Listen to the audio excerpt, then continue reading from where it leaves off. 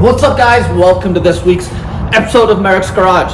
I got two Blazers in the shop that are getting two very different builds. We're going all out 4-link, big block, Magnum transfer case. This one's just getting some basic daily driver duties done to it. So I thought I'd go through both trucks, show you what we've done, talk about what we're gonna do, and help you guys decide what's right for your truck.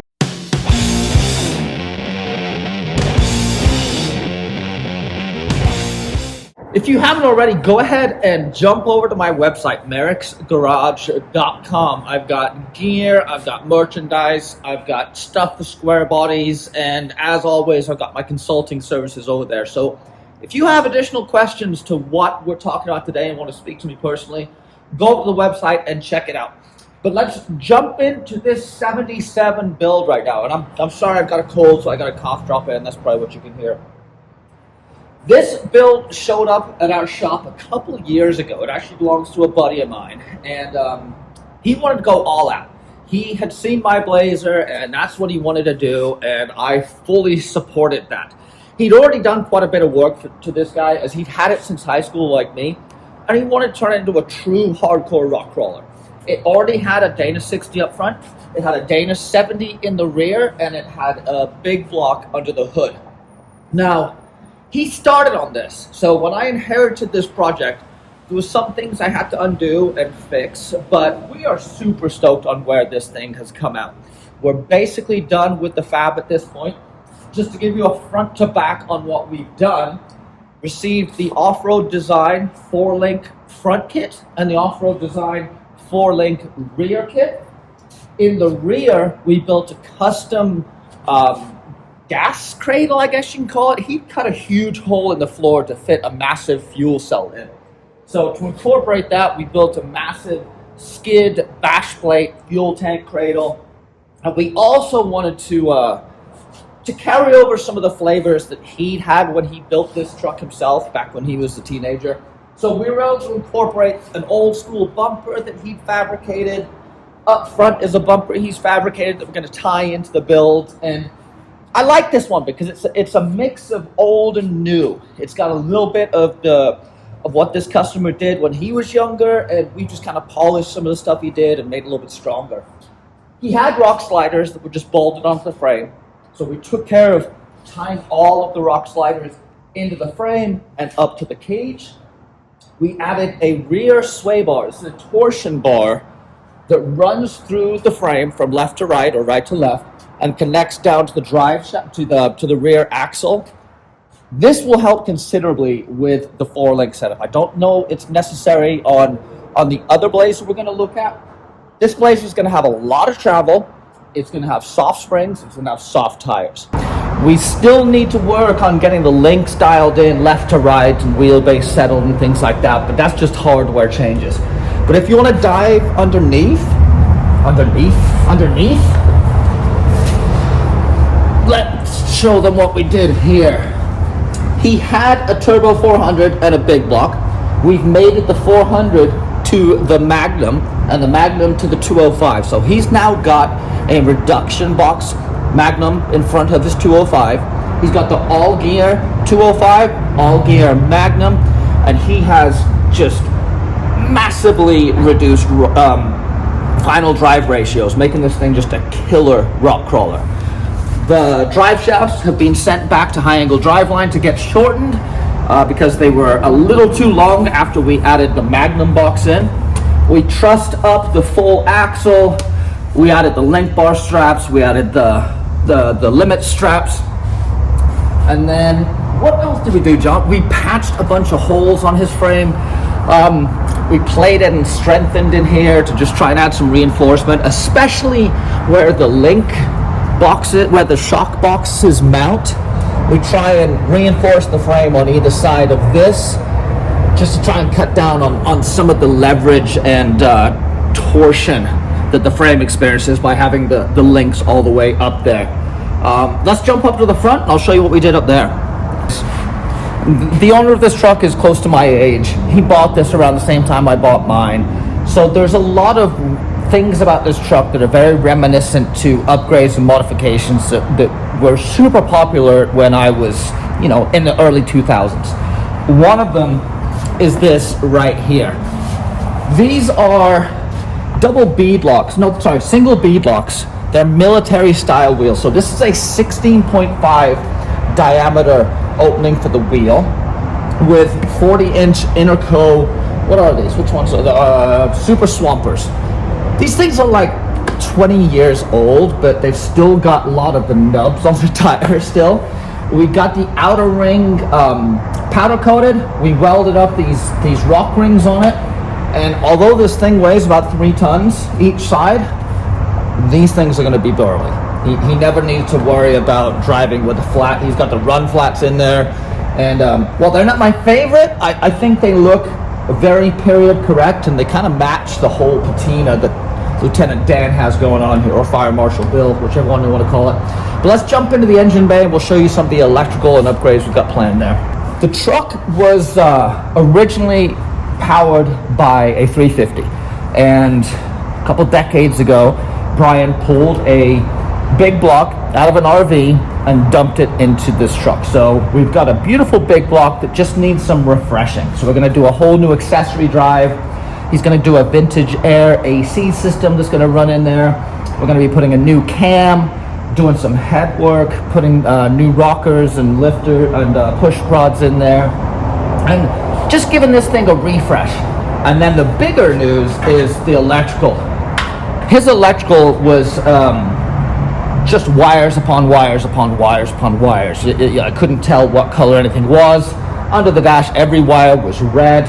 Wires would change multiple colors as I was moving and tracing them through the build. So I just ripped everything out, and we are going with this fuse panel I found. It comes from American Auto Wire. It's built by Eaton, and it's got all the fuses that we need to power this guy. And then I'm running the Switch Pros up there for all the accessories. So we're relocating the fuse panel from the firewall to somewhere easily accessible within the engine bay.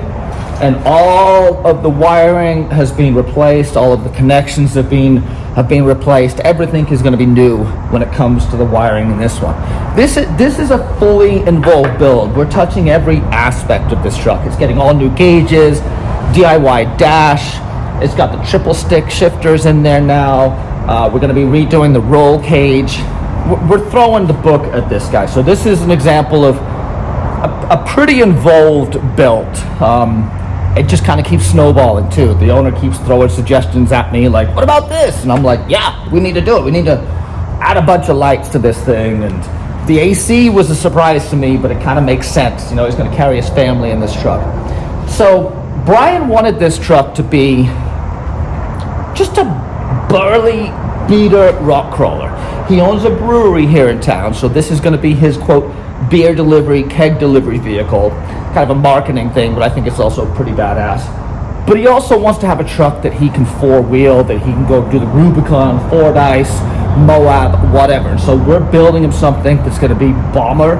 It's going to have all the trail gear you need, from hydraulic assist to lockers to reduction boxes. And then with the big block, it's going to have plenty of power to make lots of noise. So I'm looking forward to seeing this thing parked out in front of his brewery. If you are in the area, if you're in the area, Santa Barbara, Central Coast, go and check out Validation Ale. That's where this truck's going to end up. Brian's a good dude, square body head, and he makes good beer. But let's jump over to the other truck over here. I'll show you what we're doing in this 86, because it is a completely different direction. We're diving into the steering on this K5 Diving into the steering on this K5 Blazer. This guy is just regular half-ton stuff. We're pulling the box off to do crossover, so it's getting a two-wheel drive box. And you can see right here, frame is cracked. Right up there, you got a crack that, yep, a bunch of them. And then, wow, that's a good one right there. So we're putting this box repair kit from Off-Road Design on. I kind of consider this necessary. Anytime I'm going to be doing any steering work, I'm just going to weld the frame with this new kit and make sure it's never going anywhere ever again. Even if it's only going to be running the half-ton stuff, I still think it's necessary.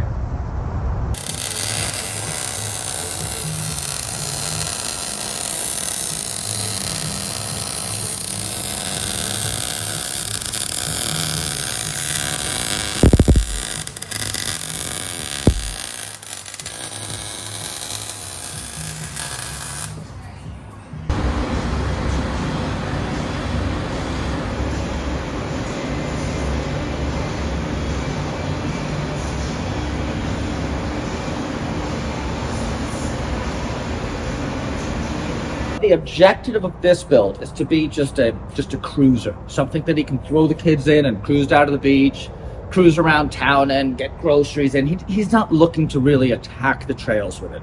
So our objectives on this are a lot simpler. First and foremost, it's going to be safety for him and his family.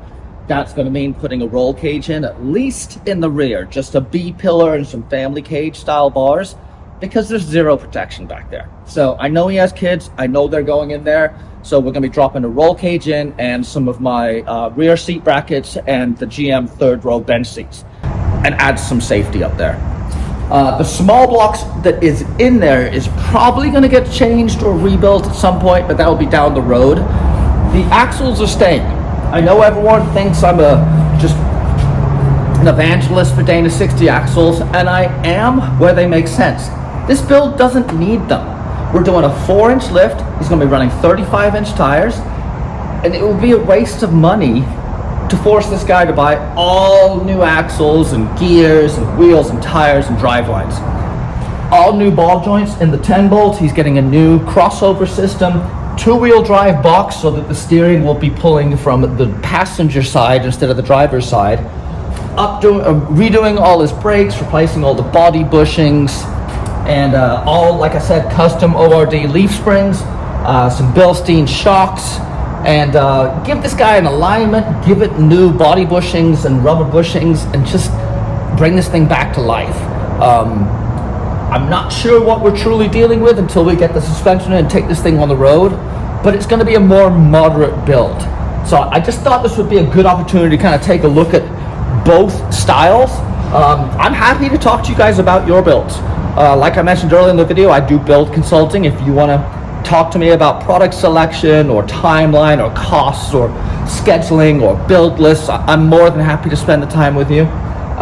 Also, if you go over the website, you'll see some other builds that I've showcased up there that have various degrees of modifications, from Cummins swaps to LS swaps to basic. Just get this thing driving so it can cruise on the freeway and not be a danger to itself and others. I'm going to link another video up here that I put out on tips and tricks for building your square body. It'll have parts list and everything you need for these trucks to do what we're doing to them. And I think you guys will find it interesting and full of information. As we progress on this build, I'm going to keep updating it so you guys can see what we're doing, what I think is the critical to make this guy work and drive like a modern vehicle. And hopefully you guys subscribe and keep coming back. So I thank you for coming and checking out this video. Lots of stuff going on at the shop. It's a mess because we are moving. And yeah, I plan on being back at you by the end of the year, hopefully with an update on our situation. But if not, Merry Christmas, Happy New Year, and we'll see you next time.